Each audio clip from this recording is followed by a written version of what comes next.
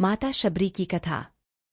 बात भगवान राम के जन्म से पहले की है, जब भील आदिवासी कबीले के मुखिया अज के घर बेटी पैदा हुई थी। उसका एक नाम श्रमना और दूसरा नाम शबरी रखा गया। शबरी की माँ इंदुमती उसे खूब प्यार करती थी।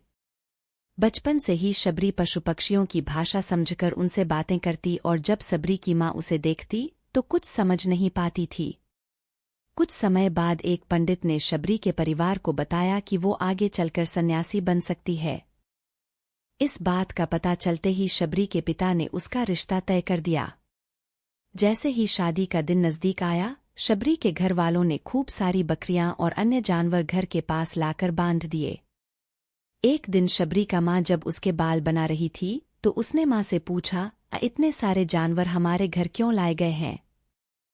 माँ ने जवाब दिया, बेटी, तुम्हारा विवाह होने वाला है, इसलिए हम लोगों ने इनका इंतजाम बलि के लिए किया है। तुम्हारी शादी के दिन ही बलि प्रथा होगी और फिर इनसे स्वादिष्ट भोजन बनाकर सबको परोसा जाएगा। यह सब सुनकर शबरी दुखी हो गई। काफी देर तक शबरी ने उन जानवरों को आजाद करने के बारे में सोचा। सोचते सोचते शबरी के मन में हुआ कि अगर ये जानवर यहाँ नहीं होंगे तो इनकी बलि रुक सकती है।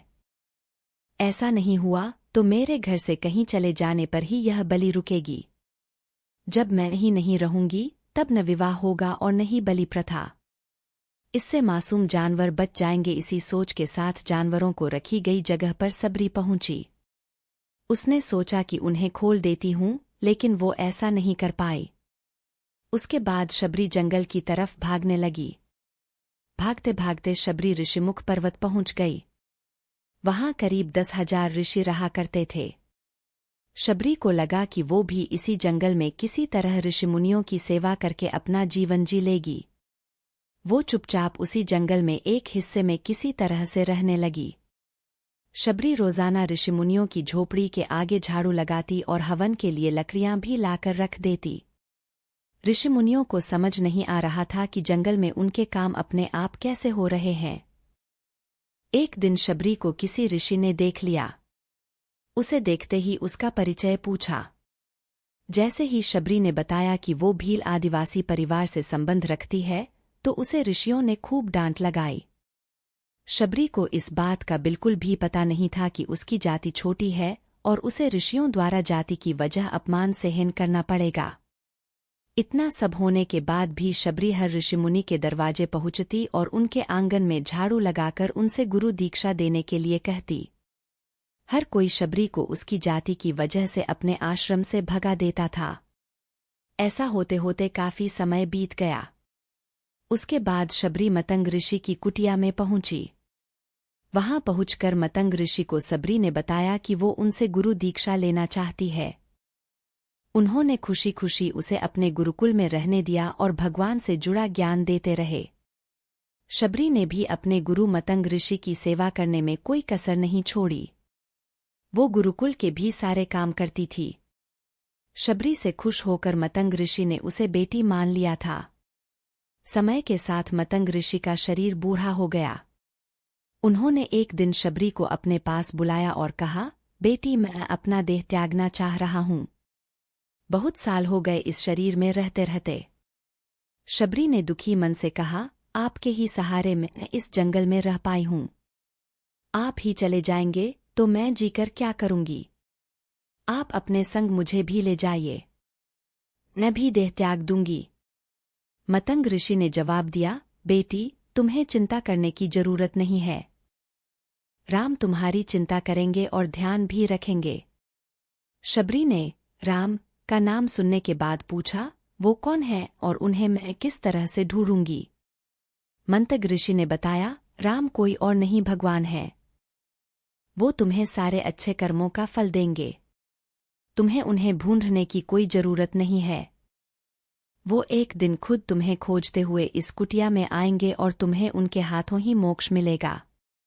तब तक तुम इसी आश्रम में रहो। इतना कहते ही मंतग ऋषि ने अपना शरीर त्याग दिया। शबरी के मन में मंतग ऋषि के जाने के बाद से एक ही बात थी कि भगवान राम स्वयं उससे मिलने आएंगे। वो रोज भगवान राम से मिलने के लिए बाग से अच्छे अच्छे फूल लाकर पूरा आश्रम सजाती और भगवान के लिए बेर तोड़कर लाती। भगवान के लिए बेर चुनते हुए शबरी उन्हें चख लेती थी ताकि भगवान वो सिर्फ मीठे बेर ही दे। रोजाना शबरी इसी तरह भगवान के दर्शन की आस में फूल और बेर इकट्ठा करती रहती थी। इसी तरह इंतजार में कई साल बीत गए। शबरी का शरीर एकदम वृद्ध हो गया। एक दिन आश्रम के पास के ही तालाब में शबरी पानी लेने के लिए गई। तभी पास के ही एक ऋषि ने उसे अछूत कहते हुए वहां से भागने के लिए कहा और एक पत्थर मार दिया। वो पत्थर जब शबरी को लगा तो उसे चोट लगी और खून बहने लगा। बहते हुए खून की एक बूंद उसी तालाब के पानी में गिर गई। तभी पूरा तालाब का पानी खून में बदल गया। ये सब होता देखकर ऋषि ने शबरी को ही डांटा और कहा कि पापीन, तुम्हारी वजह से पूरा पानी खराब हो गया।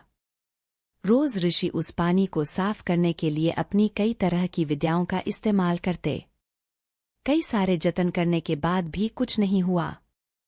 फिर उन्होंने गंगा जैसी कई पवित्र नदियों का जल भी उस तालाब में डाला। फिर भी तालाब का पानी साफ नहीं हो पाया और वो खून जैसा ही रहा। कई सालों तक तालाब के पानी को साफ करने की कोशिश के बाद भी कुछ काम नहीं आया तो ऋषि ने थककर सब कुछ छोड़ दिया। इस घटना के कई सालों के बाद भगवान राम अपनी पत्नी सीता के हरण के बाद उन्हें ढूंढते हुए उसी तालाब के पास पहुंचे। ऋषि मुनियों ने उन्हें पहचान लिया। भगवान को वहां देखकर ऋषियों ने तालाब का पानी साफ करने के लिए भगवान को अपने पैर उसमें डालने के लिए कहा, लेकिन पानी जैसे का तैसा ही था। ऋषि मुनियों ने भगवान से भी कई अन्य जतन करवाए, लेकिन वो पानी जस का तस खून जैसा ही रहा। तब भगवान ने ऋषियों से पानी के रक्त में बदलने की कहानी पूछी। तब ऋषि ने शबरी को पत्थर मारने वाली सारी बात बता दी। उसके बाद कहा कि वो महिला ही अपवित्र है, छोटी जात की है, इसलिए ये सब हुआ है। उसी वक्त भगवान राम ने कहा, ये सब आप लोगों के खराब वचनों से हुआ है। शबरी को इस तरह के शब्द बोलकर आप लोगों ने उसे नहीं बल्कि मेरे दिल को घायल किया है। इसी घायल दिल के रक्त का प्रतीक यह तालाब का लाल पानी है। आगे भगवान राम बोले, कहा है वो माई, मैं उनसे मिलना चाहता हूँ। तब तक शबरी उसी तालाब के पास पहुंच जाती है। इस दौरान शबरी के पैर को ठोकर लगती है और कुछ घूल उस तालाब में गिर जाती है। तभी सारा पानी साफ हो जाता है। भगवान सबसे कहते हैं कि देखिए, आप लोगों ने क्या कुछ नहीं किया, लेकिन पानी साफ नहीं हो पाया। अभी सिर्फ इनके पैर की थोड़ी सी धूल ने ही तालाब का पानी साफ कर दिया। भगवान राम को शबरी पहचान चुकी थीं। उन्हें प्रणाम करके शबरी ने कहा, भगवान, आप मेरे साथ कुटिया में चलिए। भगवान भी खुशी खुशी शबरी के साथ चल पड़े। फूलों से शबरी ने भगवान राम का स्वागत किया। वो सीधे बेर तोड़ने के लिए बाग गईं और चक कर उनके लिए बेर लेकर आई। उन्होंने बड़े ही प्यार से भगवान राम और उनके भाई लक्ष्मण को बेर दिए। भगवान राम ने भी उतने ही प्यार से उन बेर को खाना शुरू किया। तभी बेर देखकर मुंह बनाते हुए लक्ष्मण ने कहा, भैया ये बेर जूठे हैं, इन्हें आप कैसे खा सकते हैं? भगवान ने जवाब दिया, लक्ष्मण, ये जूठे नहीं बल्कि बहुत मीठे हैं। शबरी माई हम सबके लिए ये बहुत प्यार से तोड़कर लाई हैं। इतना कहकर भगवान राम प्यार से उन बेर को खाने लगे। भगवान ने जाते हुए शबरी माई से कहा, आप मुझसे जो चाहे वो मांग सकती हैं। शबरी ने उन्हें कहा, मतंग ऋषि के कहने पर मैं आज तक सिर्फ आपके दर्शन करने के लिए जी रही थी। अब आप मुझे मोक्ष प्रदान कीजिए। मैं अपना शरीर आपके सामने ही त्यागूंगी। उसी वक्त शबरी ने अपना शरीर त्याग दिया। भगवान राम ने अपने हाथों से उनका अंतिम संस्कार किया और सीता माँ की खोज में आगे बढ़ गए। इस तरह से ऋषि मतंग की बात सच साबित हुई और शबरी को भगवान राम के दर्शन भी हुए।